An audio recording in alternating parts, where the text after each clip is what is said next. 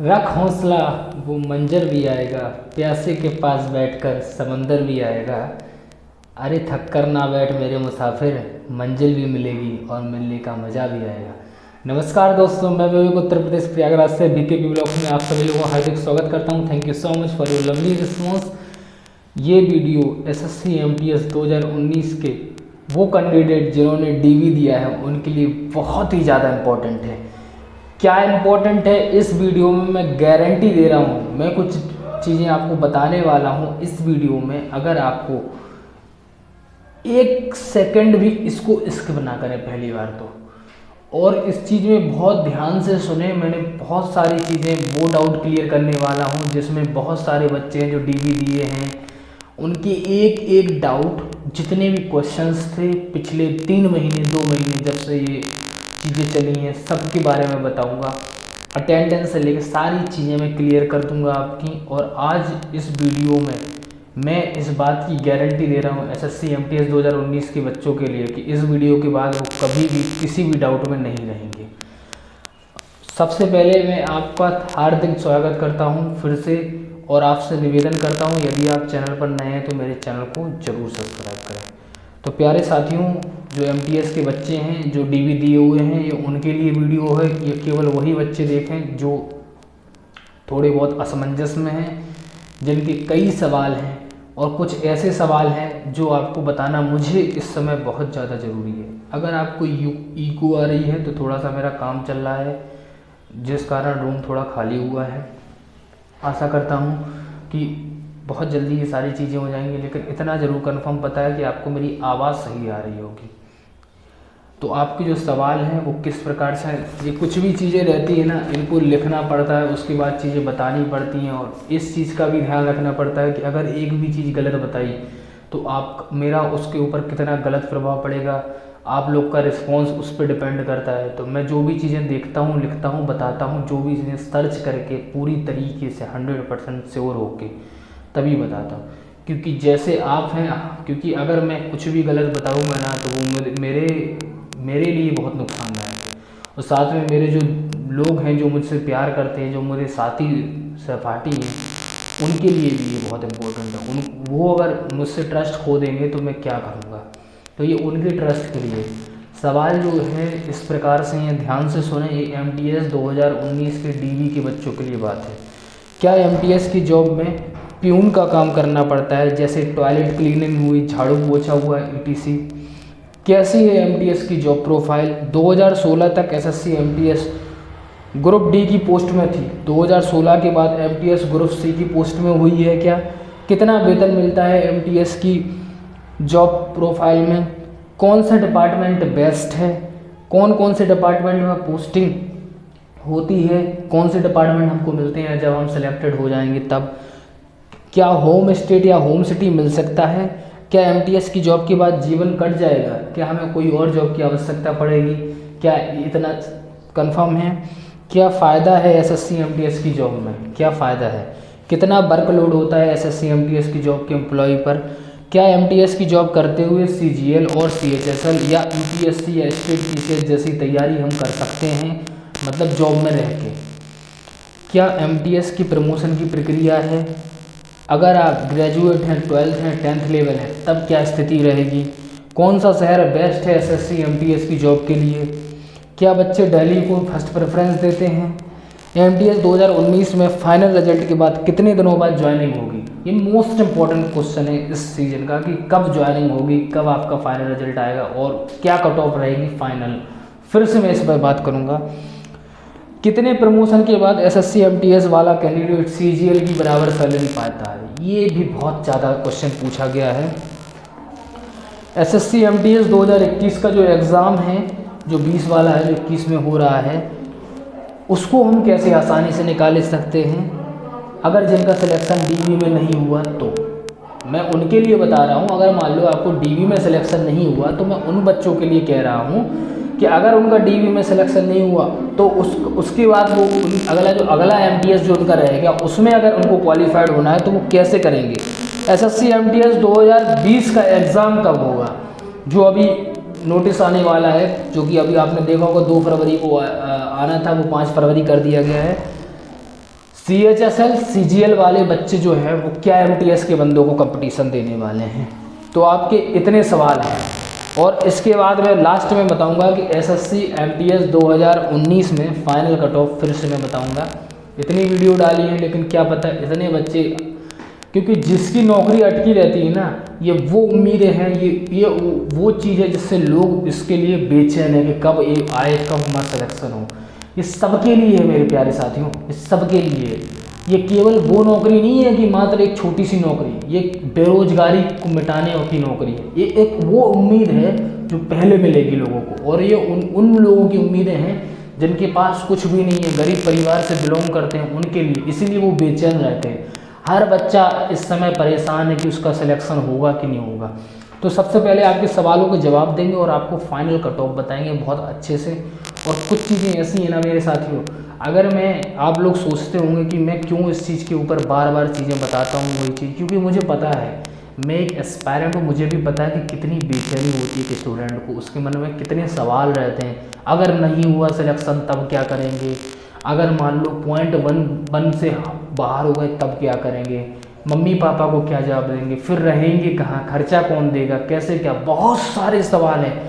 अगर मेरी ये बातें 1% भी आपको सही लग रही है तो इस चैनल को सब्सक्राइब करें और वीडियो को लाइक ज़रूर करें और इतना शेयर करें इस वीडियो को कि हर बच्चा जो MTS का है उसको, उसकी आत्मा में पहुँचे, उसको लगे कि हाँ ये बंदा जेन्युइन बात करता है, इसको पता है कि जो दर्द होता है एस्पायरेंट का, जो वास्तव में उसके मन में क्या चल रहा होता है नौकरी के लिए, ये वो समझता है। सबसे पहला जो सवाल था कि क्या MTS की जॉब में प्यून का काम करना पड़ता है, तो पहली बात तो ये जो ज्ञान दे रहे हैं उल्टा सीधा, जिसको खुद पता नहीं है कि क्या काम करना पड़ता है, तो मैं खुद ही बहुत जल्दी MTS 2016 के सिलेक्टेड बंदों से बात कराऊंगा आपकी अपनी चैनल पर। और बाई फेस जो काम कर रहे हैं इनकम टैक्स डिपार्टमेंट में है और CSS वगैरह में भी है। आपको पता है MTS की जॉब के, चलो उसके तो बारे में मैं, उसमें क्वेश्चन है उसके बारे में बताऊंगा। सबसे पहले ये बताऊँ कि क्या इसमें प्यून का काम करता है, तो ये बिल्कुल गलत है, ये सरासर गलत है, 100% गलत है। प्यून का काम का मतलब क्या होता है, दो काम छोटा बड़ा कोई नहीं होता है। पहली बात, कुछ काम के क्राइटेरिया हैं, जैसे वॉश, जो क्लीनिंग वगैरह होती है, फर्श साफ करना, टॉयलेट क्लीनिंग वगैरह होती है, ये आपका MTS की जॉब का काम नहीं है।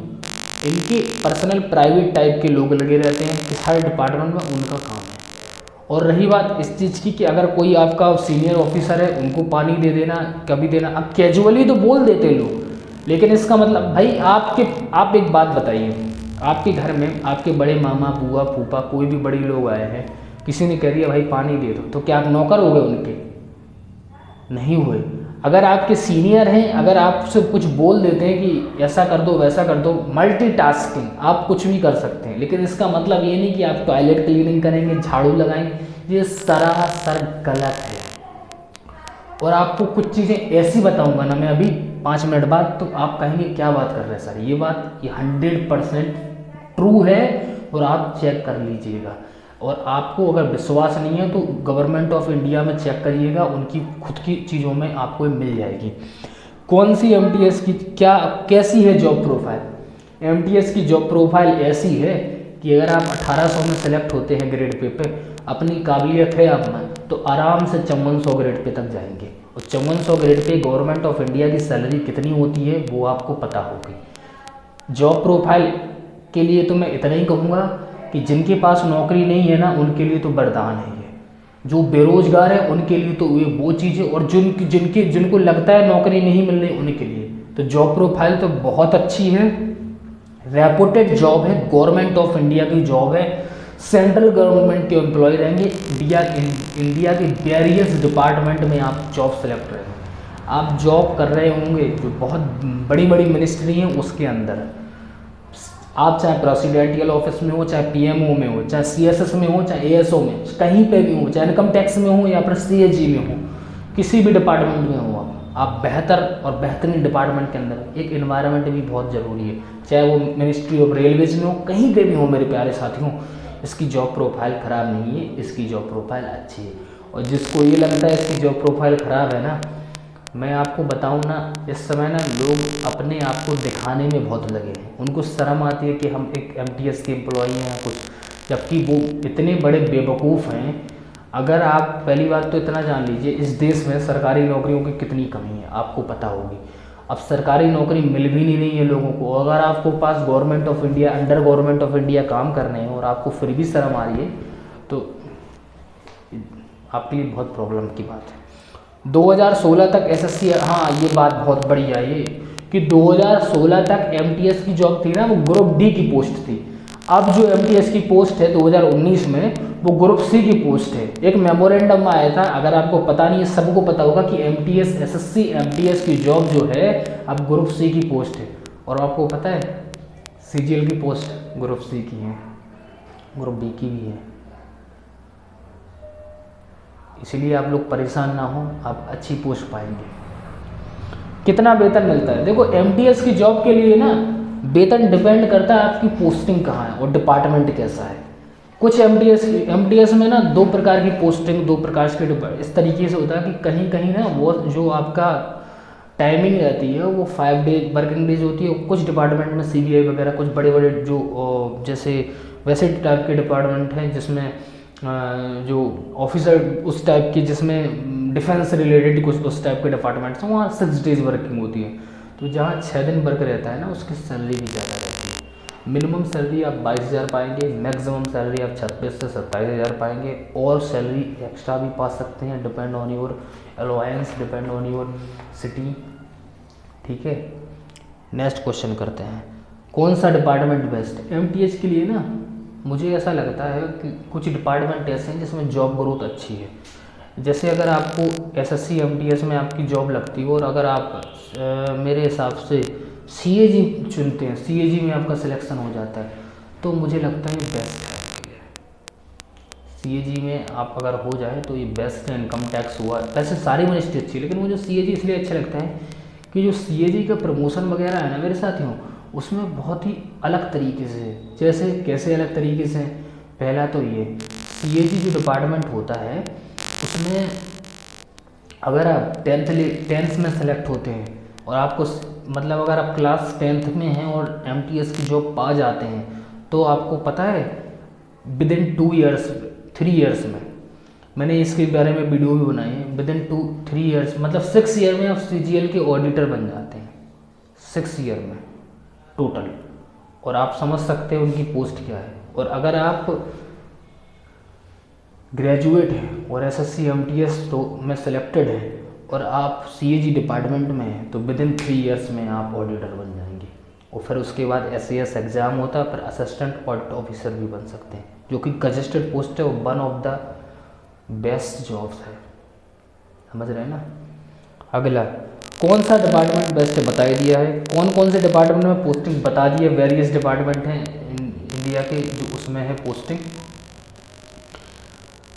क्या होम स्टेट मिल सकता हूँ, ये भाई इस बार कोई नहीं कह रहा कि किसको होम स्टेट मिलेगा, किसको होम सिटी मिलेगा, क्या क्राइटेरिया है, क्योंकि इस बार ना एमटीएस में कुछ चीज़ें बहुत बदली हैं। जैसे आपकी हायर क्वालिफिकेशन पूछी जा रही है, अभी तक ये पूछा जा रहा था कि, क्योंकि आपको पता होगा बहुत सारा बड़ा मुद्दा आया था जब ग्रुप डी की पोस्टिंग हुई थी रेलवे की, तो पूछा कुछ कई पीएचडी होल्डर्स थे, कई लोग थे जो कि इस जॉब ग्रुप डी में सेलेक्ट हुए थे रेलवे ग्रुप डी में। लेकिन एसएससी एमटीएस में भी ऐसा ना हो कि कई पीएचडी स्टूडेंट हैं जो बड़े एजुकेटेड लोग हैं, उनकी अलग क्वालिफिकेशन है, उस हिसाब के जो बंदे हैं उनके लिए क्या है, उनके लिए ये चीज़ें हैं कि भाई अगर आप सेलेक्ट ज़्यादा है तो आपको उस हिसाब से काम दिया जाएगा जिस हिसाब की आपके पास नॉलेज है मेरे साथियों। तो नॉलेज के ऊपर चीज़ें हैं, आपकी क्वालिफिकेशन के ऊपर चीज़ें हैं, इसलिए आपसे क्वालिफिकेशन, अगर आप ग्रेजुएट लेवल है ना, तो आपको जो काम दिया जाएगा वो आपकी रेपुटेशन, आपकी क्वालिफिकेशन के हिसाब से दिया जाएगा। समझ रहे हैं ना। क्या एमटीएस की जॉब के बाद जीवन कट जाएगा, बेरोजगारी से तो 1000 गुना अच्छा जीवन कटेगा। ठीक है, और मेरे हिसाब से तो जीवन तो कट जाएगा आराम से, अगर आप मिडिल क्लास फैमिली हैं और गवर्नमेंट ऑफ इंडिया के अंदर काम कर रहे हैं तो जरूर कट जाएगा। क्या फ़ायदा है एमटीएस की जॉब में, सबसे बड़ा फ़ायदा आप गवर्नमेंट ऑफ इंडिया के एम्प्लॉई होंगे, सबसे बड़ा फ़ायदा सेंट्रल गवर्नमेंट ऑफ इंडिया के। उसके बाद अलाउंस से लेके आपको आपको बहुत सारी सुविधाएं भी मिलती हैं, हॉस्पिटल से लेके आपको बहुत सारी सिक्योरिटी भी मिलती हैं, बहुत सारी चीज़ें मिलती हैं जिसकी कोई सीमा नहीं है। आप कुल मिला के एक भीड़ से अलग हो जाते हैं। कितना वर्कलोड भैया, एमटीएस में वर्कलोड उतना नहीं होता है। पहली बात तो आपको इतना बता दें, अगर किसी को लगता है, कुछ डिपार्टमेंट हैं जिसमें वर्कलोड हो सकता है, लेकिन ज़्यादातर डिपार्टमेंट में ना वो जो जॉब नहीं होती है 10 से 5 वाली, उसी टाइप की जॉब है ये भी। और ना तो इसमें तो और कम, क्योंकि इसमें वो काम, वो जिम्मेदारियां नहीं रहती हैं आपके पास जो बड़ी ऑफिसर टाइप की रहती है। आपके पास वो जिम्मेदारी रहती है कि आपको उस टाइम का काम निपटाना है जो आपको उस टाइम पे दिया गया। ये नहीं कि आपको दिमाग में लोड करना है कि ये प्रेशर वो प्रेशर, ऐसा प्रेशर आपके पास नहीं रहेगा। ये पेपर साइनिंग जॉब तो है नहीं कि साइन करके आपका काम होगा। हाँ, ये ज़रूर है कि जब आप उस लेवल पे पहुंच जाएंगे एमटीएस के थ्रू, तब उसका काम होगा। एमटीएस की प्रमोशन की प्रक्रिया क्या है ये मैं बता चुका हूँ, पहले भी 2 वीडियो बनाए हैं, आप देख सकते हैं। क्या एमटीएस की जॉब करते हुए सीजीएल और सीएचएल बिल्कुल कर सकते हैं जॉब, यूपीएससी की भी तैयारी कर सकते हो। मेरा तो यही मानना है कि अगर आप पढ़ने वाले स्टूडेंट हो और आपने इतना सडन कर लिया कि एक जॉब सिक्योरिटी कर ली, माँ बाप से पैसा नहीं ले रहे हैं, तो आप ज़रूर तैयारी कीजिए और बेहतर और आगे बढ़िए। जब तक जीवन में अपने मुकाम तक न पहुँच पाए तब तक आगे जाइए। कौन सा शहर बेस्ट है? जहाँ तक मुझे ऐसा लगता है और जो भी लोगों का मानना है कि दिल्ली बेस्ट माना जाता है, क्योंकि कैपिटल ऑफ इंडिया है, और दूसरी चीज़ ये है कि आप आगे की तैयारी कर सकते हैं। बाकी लोगों का प्रेफरेंस है कि उनका घर कहाँ है। कई लोगों को, हर आदमी को दिल्ली में रहने का सर्वाइवल भी ज़्यादा रहता है, लेकिन मुझे ऐसा लगता है कि एमटीएस की जॉब में ना, अगर आप दिल्ली मिल जाता है आपको तो बेस्ट है आपके लिए। बच्चे दिल्ली का फर्स्ट प्रेफरेंस इसीलिए देते हैं। एमटीएस 2019 के फाइनल रिजल्ट के बाद कितने दिनों बाद ज्वाइनिंग? बिल्कुल सही सवाल है ये, कितने दिनों बाद ज्वाइनिंग हुई? ज्वाइनिंग जो होगी ना, विद इन 3 मंथ, ये गारंटी है। डॉजियर बन के 2-3 महीने में आपकी ज्वाइनिंग आ जाएगी, ये गारंटी है। पैसे ही इतना लेट हो चुका है मामला। सीएसएस की ज्वाइनिंग तो आ ही जाएगी 100%।